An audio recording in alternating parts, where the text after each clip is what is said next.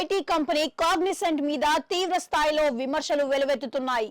దీనికి కారణం fresh engineering స్టూడెంట్లకు offer చేసిన జాబ్లకు సంబంధించిన సాలరీ ప్యాకేజ్ కనిష్టంగా ఉండటమే.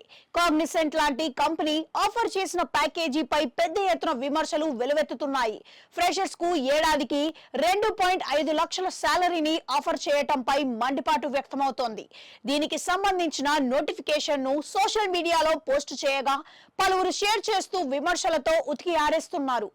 ఇండియన్ టెక్ అండ్ ఇన్ఫ్రా అనే ఎక్స్ పేజీలో కాగ్నిసెంట్ తాజా జాబ్ నోటిఫికేషన్ ను షేర్ చేశారు.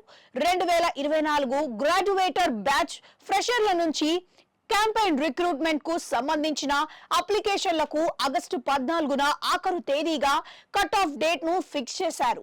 ఈ పోస్ట్ ను ఆగస్టు 13న పోస్ట్ చేయగా రోజులో దాదాపుగా 20 లక్షల మంది చూశారు. దీనిపై నెటిజన్లు పెద్ద ఎత్తున విరుచుకుపడుతున్నారు.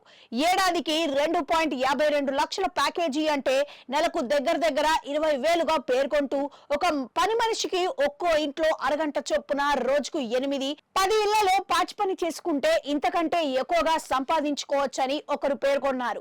దీనికి మరొకరు స్పందిస్తూ వీధిలో తోపుడు బండ్ల వ్యాపారస్తులే నయమని, వారే ఎక్కువగా సంపాదిస్తున్నారంటూ విమర్శలతో విరుచుకుపడ్డారు. ట్యూషన్లు చెప్పినా ఇంతకంటే ఎక్కువగా సంపాదించొచ్చన్న వ్యాఖ్యను ఇంకొకరు పోస్టు చేశారు.